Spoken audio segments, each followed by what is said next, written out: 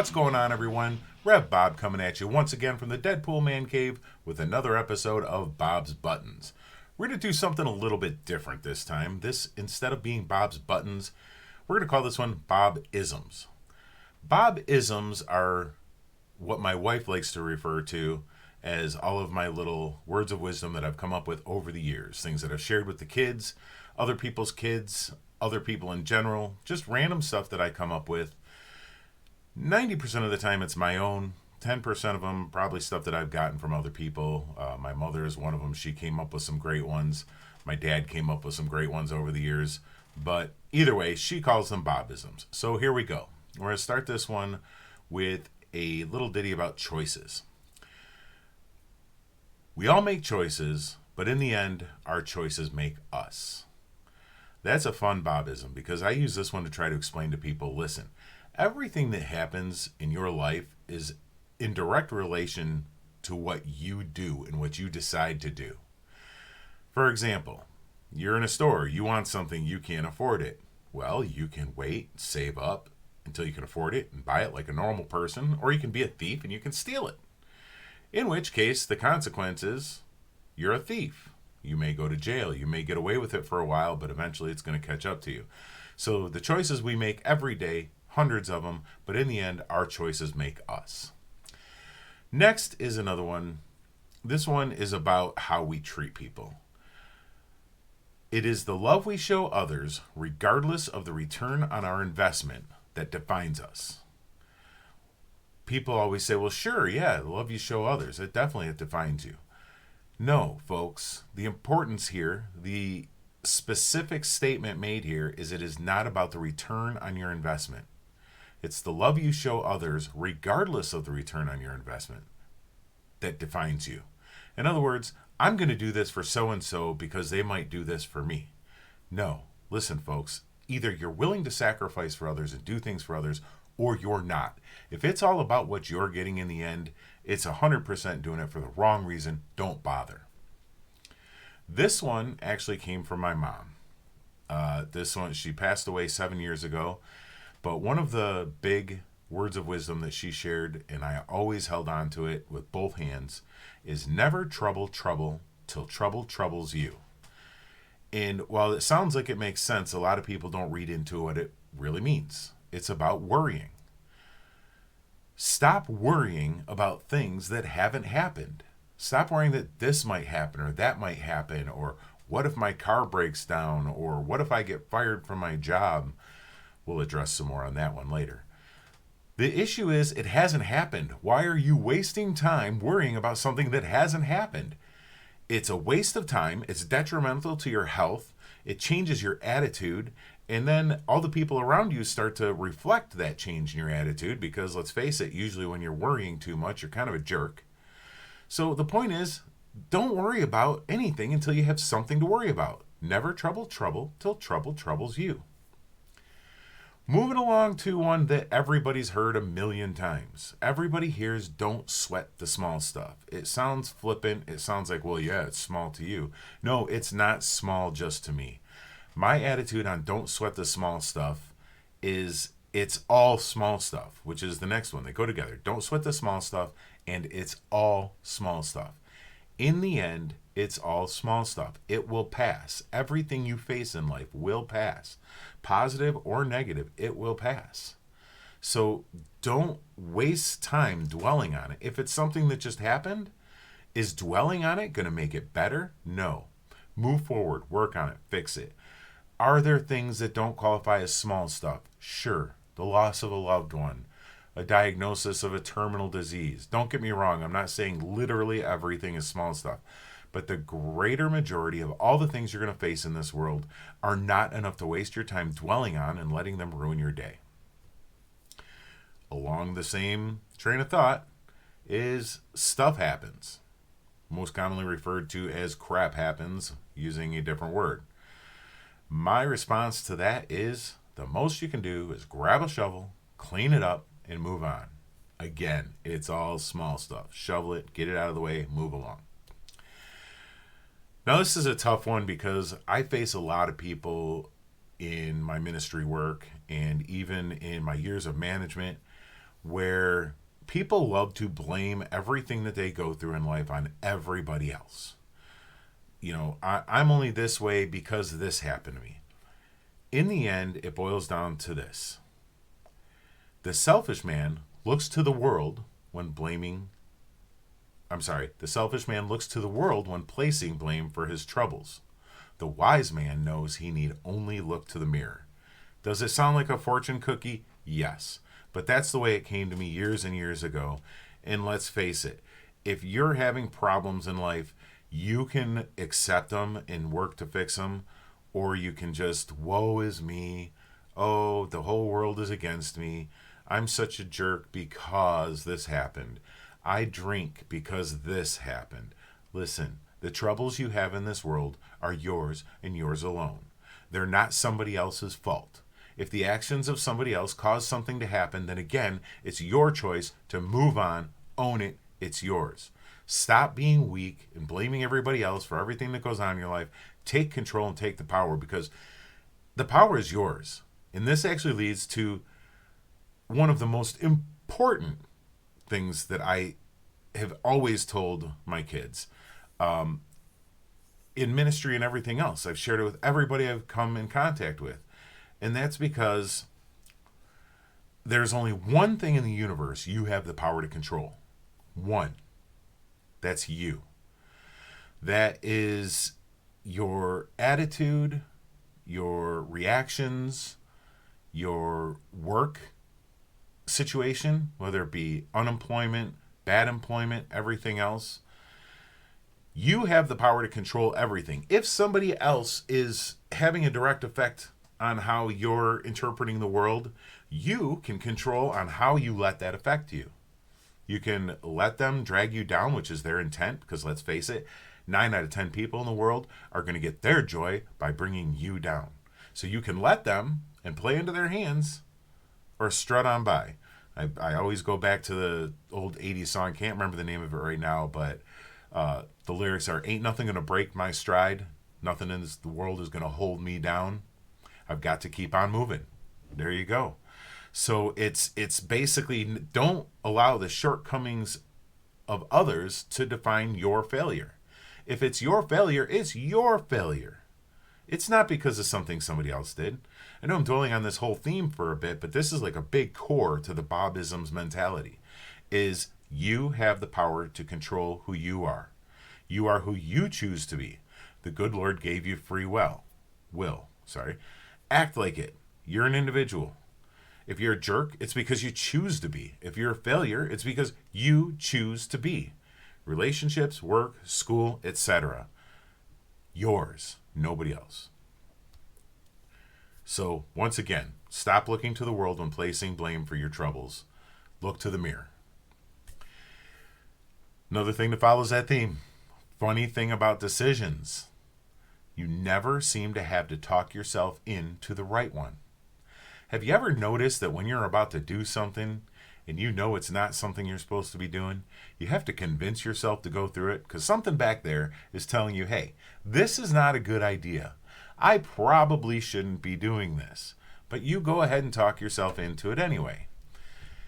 Most of the time when you're doing something that's the right thing, it's like, bam, there it is. I did it. It was the right thing to do. Feel great. Move on. Another Bobism. Always plan on being early, and you will rarely be late. This one I got from my father. He was one of those people that if the family's getting together for a trip, if you're going on vacation, by God, you better be up, dressed, teeth brushed, packed, ready to go on his schedule. Sounds kind of a hard-ass thing, but no, it really wasn't. In the end, it really taught us the great habit of always planning on being early. I always had everything done, was ready to go 10 minutes before he was ready to walk out the door. And on that rare occasion that I wasn't, boy, did I hear it. But let's face it, you're going to a job interview. If the job interview is at 3:30 in the afternoon, be there at 3:15. Now, good piece of advice, don't walk in until 3:25. But be there well in advance of your scheduled time. Take that time sitting in the parking lot before a job interview to go over your thoughts, go over questions you have for the company that you are looking to work for. Prepare yourself for questions they may have, something you may not have thought of beforehand. But being early is always a bonus. But if you're late to that job interview, let me be honest, as somebody who's been in management for well over 20 years, you're not getting the job if you show up late for an interview, period. If you show up late, go through the interview, because there may be a miracle and everybody else may suck. But if you're late, you've already got 20 points against you. Now, back to people. We talked about having power to control yourself and only yourself. Let's face it, Bobism, once more, people will fail you. Sometimes intentionally, usually not, but people will fail you. I'm going to add to this one a little bit of my ministry work, because as I try to explain to everybody, yes, people will fail you, but God never will. The question is, who do you trust? Do you trust the people? Is everything you do something that you're doing because of what other people are doing? Or are you doing it because it's the right thing to do? Or are you putting your faith in what those people are doing rather than in what God is going to do for you? Sorry, the minister in me is coming out. I can't control it. It happens now and then. But people will fail you, regardless of how you look at it, regardless of your religious viewpoints. You can count on one thing in the world, and that is that people will fail you. Be ready for it. Be prepared for it. Also remember that forgiveness is one of the most important virtues a person can hold. The greatest weight you can carry in this world, the heaviest weight, is a grudge. And a lot of times those grudges are accompanied by guilt. And you drop those weights, and it's an amazing thing, the difference it will make in your life. So now, we'll go on to some more. I've actually got a couple of my, I don't know if you'd call them just random words, or they're not really like laws or Bobisms as much as they are like quick little poems that I threw together that came to me at random times. But they're still good advice for life. One of those is, if you believe that my lack of perfection gives you ammunition, look to your own reflection and evaluate your own condition. In other words, if me not being perfect or me not being good enough to suit you thinks you have ammunition to attack me or treat me in a certain way, look at yourself. Tell me how perfect you are. Going back to the minister aspect, everybody knows the story of Jesus saying, "Let he who has no sin cast the first stone." When you are perfect and you don't have a plank in your own eye, then you can point out the sliver in your brother's eye. You can, when you're perfect, you can attack others for their imperfections. Until then, keep your mouth shut, because you're no better and you never will be. Here's a quick one. I have been fighting most of my life with panicking and anxiety issues. Some of my attitudes bring me past this, because I just refuse to let panic and anxiety control me, because I'm too much of a control freak. I got to have it all myself. One of those is, I was being funny one day on Facebook, and I typed this, and it got an amazing amount of followers because of it. But panic and anxiety showed up at my door today. I calmly let them in, locked the door, and beat the snot out of them. If anyone asks, you know nothing about the new mound of dirt behind my house. Point being, panic and anxiety are going to come knocking regularly for those who suffer from it. You can lay in a corner and whimper and let them control you, or you can kick their butt, beat them to a bloody pulp, and bury them in the backyard, because that's where they belong. Relationship advice. Here you go. Fun Bobism.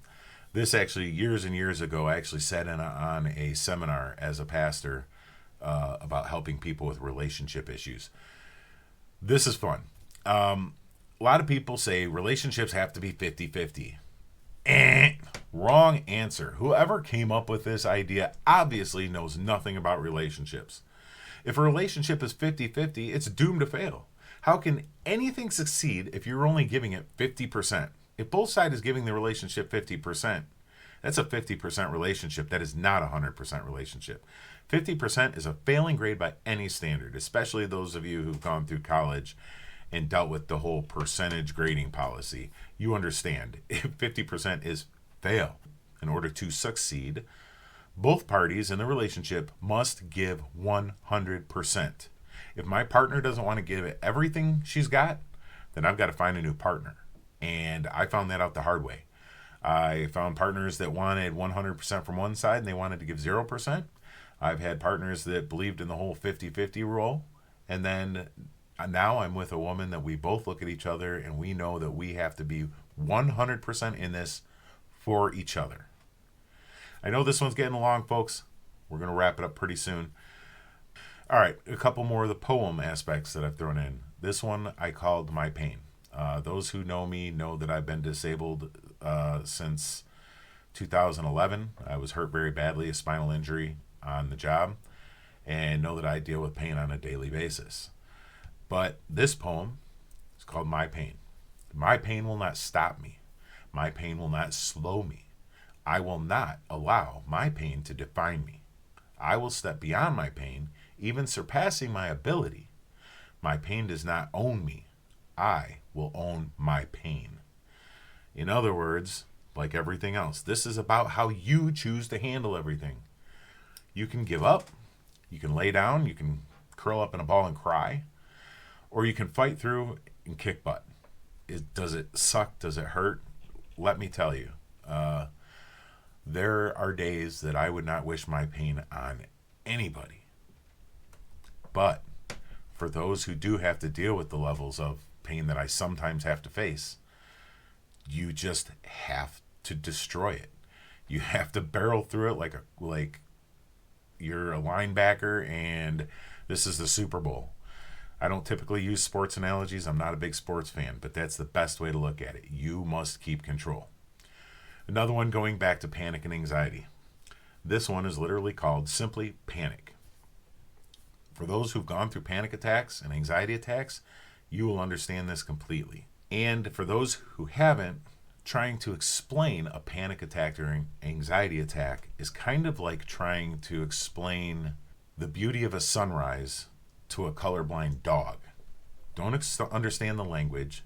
They don't see the color or the depth that we see.